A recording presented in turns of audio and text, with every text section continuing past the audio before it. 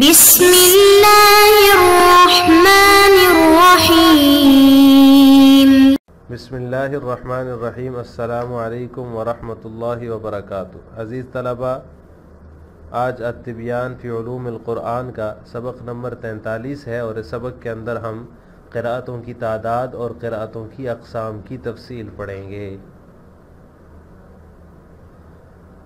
مصنف رحمہ اللہ تعالیٰ نے الاتقان فی علوم القرآن کے حوالے سے یہ بات ذکر کی ہے کہ قراءتیں جو ہے وہ مشہور قراءتیں وہ یہ ہیں: متواتر، مشہور، آحاد، شاذ، موضوع اور مدرج۔ یہ جو قراءتیں ہیں یہ مشہور ہیں۔ علامہ بلقینی رحمہ اللہ تعالیٰ فرماتے ہیں قراءات کی جو تعداد ہے وہ 3 ہے، 3 قسمیں ہیں: مشہور، آحاد اور شاذ۔ یہ جو پہلا قول ہے الاتقان فی علوم القرآن کا، اس میں جو قراءتوں کی تعداد ہے وہ 6 ہے، یعنی متواتر، مشہور، آحاد، شاذ، موضوع اور مدرج۔ اور علامہ بلقینی رحمہ اللہ تعالیٰ کے نزدیک جو ہے وہ قراءتوں کی تعداد 3 ہے: متواتر، آحاد اور شاذ۔ متواتر 7 مشہور قراءتیں ہیں، اور آحاد وہ ہیں جو 3 قاریوں کی قراءتیں ہیں جو قراءت میں 10 کے عدد کو پورا کرتی ہیں، علامہ بلقینی رحمہ اللہ تعالیٰ فرماتے ہیں۔ اور اس کے ساتھ صحابہ کی قراءت بھی ملحق ہوتی ہے۔ اور شاذ تابعین کی قراءت کو کہا جاتا ہے، جیسا کہ اعمش ہیں، یحییٰ بن وثاب ہیں اور ابن جبیر رحمہم اللہ تعالیٰ ہے، ان کی جو قراءت ہے ان کی قراءت کو شاذ کہا جاتا ہے۔ تو گویا کہ علامہ سیوطی رحمہ اللہ تعالیٰ کے نزدیک قراءتوں کی جو تعداد ہے وہ 6 ہے، اور علامہ بلقینی رحمہ اللہ تعالیٰ کے نزدیک جو ہے وہ 3 ہے۔ لیکن علامہ سیوطی رحمہ اللہ تعالیٰ فرماتے ہیں کہ جو علامہ بلقینی رحمہ اللہ تعالیٰ کا کلام ہے یہ ٹھیک نہیں ہے، اس کے اندر اشکال ہے۔ سب سے عمدہ بات وہ ہے جو امام القراء شیخ ابو الخیر ابن الجزری رحمہ اللہ تعالیٰ نے کی ہے۔ وہ اپنی کتاب النشر کے اندر فرماتے ہیں کہ ہر وہ قراءت جو عربی زبان کے موافق ہو، اگرچہ کسی ایک وجہ سے ہو، مصاحف عثمانیہ میں سے کسی ایک مصحف کے مطابق ہو، اگرچہ احتمالاً ہو اور اس کی سند صحیح ہو، تو وہ صحیح قراءت ہے۔ یعنی صحیح قراءت کے لیے عربی زبان کے موافق ہونے کی شرط ہے، اگرچہ کسی ایک وجہ سے بھی وہ موافق ہو، اور مصاحف عثمانیہ میں سے کسی ایک مصحف کے مطابق ہو، اگرچہ وہ احتمالاً ہی ہو اور اس کی سند صحیح ہو۔ یہ 3 شرائط ہیں قراءت کے لیے، صحیح قراءت کے لیے۔ تو لہٰذا یہ 3 شرائط جس میں پائی جائیں گی وہ قراءت صحیح ہوگی۔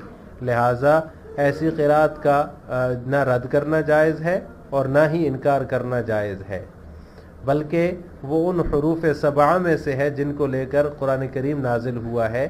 یعنی جو قرآن کریم جن 7 حروف پر نازل کیا گیا تو وہ قراءت ان 7 حروف 7 میں سے ہوگی، ان 7 حروف میں سے ہوگی۔ لوگوں پر اس کو قبول کرنا واجب ہے، چاہے وہ ائمہ 7 سے منقول ہو یا ائمہ 10 سے منقول ہو، یا ان کے علاوہ کسی اور ائمہ سے، کسی اور امام سے کسی اور مقبول امام سے جو ہے وہ مروی ہو۔ اور جب ان 3 شرائط میں سے کوئی ایک شرط بھی نہیں پائی جائے گی تو وہ قراءت شاذ ہوگی یا باطل ہوگی، اس کے اوپر شاذ کا یا باطل ہونے کا اطلاق کیا جائے گا، چاہے وہ قراء 7 سے ہی منقول کیوں نہ ہو، یا ان سے بھی کسی بڑے امام سے منقول کیوں نہ ہو۔ تو لہٰذا قراءت کے صحیح ہونے کے لیے یہ 3 شرائط جو ہے یہ بنیادی حیثیت رکھتی ہیں۔ اگر یہ 3 شرائط پائی جا رہی ہیں، یہ 3 ارکان پائے جا رہے ہیں، تو پھر وہ قراءت صحیح ہے۔ اگر یہ 3 شرائط اس میں نہیں ہیں، وہ کیا کہتے ہیں ائمہ 7 سے بھی منقول ہے، پھر بھی وہ قابل قبول نہیں ہے۔ اور یہ جو مذہب ہے علامہ ابن جزری رحمہ اللہ تعالیٰ کا، اکابر کے نزدیک بھی، جمہور علماء کے نزدیک بھی، یہ جو ہے وہ محققین علماء کے نزدیک بھی یہ مذہب صحیح ہے اور جو ہے وہ بہترین مذہب ہے۔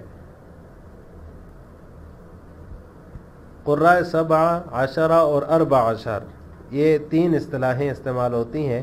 جو قراتیں ہیں وہ سب سے زیادہ مشہور جو قراتیں ہیں وہ 7 قراتیں ہیں، قراءات 7 ہیں، اور پھر اس کے بعد قراءات 10 ہیں، اور پھر قراءات 14 ہیں۔ تو اس سے مراد قراتوں سے مراد یہی 3 قسم کی قراتیں ہوتی ہیں، لیکن جو سب سے مشہور ہے اور عظیم الشان جو قراتیں ہیں وہ قراءات 7 ہیں، شہرت اور عظمت انہی کو ملی ہے، اور وہ یہ 7 مشہور ائمہ کی طرف ان کو منسوب کیا جاتا ہے۔ وہ 7 ائمہ کون کون سے ہیں؟ حضرت نافع ہے، عاصم ہے، حمزہ ہے، عبداللہ ابن عامر ہے، عبداللہ ابن کثیر ہے، ابو عامر اور علی کسائی رحمہم اللہ تعالی۔ یہ 7 ائمہ جو ہیں یہ مشہور ائمہ ہیں جن کی طرف یہ 7 قراتیں منسوب ہیں، اور 10 قراتیں جو ہے قراءت 10 وہ 7 تو یہی ہیں، اور ان 3 کے ساتھ اور 7 کے ساتھ 3 اور ائمہ جو ہے وہ ان کو جو ہے وہ لاحق کر لیں، ابو جعفر، یعقوب، خلف رحمہم اللہ تعالی، یہ خلف رحمہ اللہ تعالی، یہ جو ہیں یہ 3 جو امام ہیں وہ 7 ان کے ساتھ ان کی قراتوں کو بھی شامل کر کے قراءات 10 کہا جاتا ہے۔ تو ان 10 ائمہ کی طرف وہ قراءات 10 منسوب ہیں۔ قراءات 14 14 قراءتیں تو وہ 14 ائمہ کی طرف منسوب ہیں، 10 تو یہی ہیں، 7 جو قراء 7 ہیں، اور 3 اس کے بعد جو قراء 10 میں ہم نے شامل کی ابو جعفر، یعقوب اور خلف رحمہ اللہ، اور 10 میں جو ہے وہ 4 ہم مزید شامل کریں گے تو یہ 14 ہو جائیں گے۔ حضرت حسن بصری، ابن محیص، یحییٰ یزیدی اور شمبوزی رحمہ اللہ، ان 4 کو بھی 10 کے ساتھ شامل کر لیں تو قراءات 14 ہو جائیں گی۔ عدد القراءات وانواعها ذکر صاحب کتاب الاتقان ان القراءات متواترة ومشهورة وآحاد وشاذ وموضوع ومدرج۔ قال القاضي جلال الدين البلقيني القراءات تنقسم إلى متواتر وآحاد وشاذ، فالمتواتر القراءات 7 المشهورة، والآحاد قراءة 3 التي هي تمام 10 ويلحق بها قراءة الصحابة، والشاذ قراءة التابعين كالأعمش ويحيى بن وثاب وابن جبير ونحوهم۔ قال السيوطي رحمه الله هذا الكلام فيه نظر، وأحسن من تكلم في هذا النوع إمام القرى في زمانه الشيخ أبو الخير بن الجزري، قال في أول كتابه النشر: كل قراءة وافقت العربية ولو بوجه، ووافقت أحد المصاحف العثمانية ولو احتمالا، وصح سندها، فهي القراءة الصحيحة التي لا يجوز ردها ولا يحل إنكارها، بل هي 7 التي نزل بها القرآن ووجب على الناس قبولها، سواء كانت عن الآئمة 7 أم عن 10 أم عن غيرهم من الآئمة المقبولين، ومتى اختل ركن من هذه الأركان 3 أطلق عليها شاذة أو باطلة، سواء كانت عن 7 أم عمن هو أكبر منهم، هذا هو الصحيح عند أئمة التحقيق من السلف والخلف۔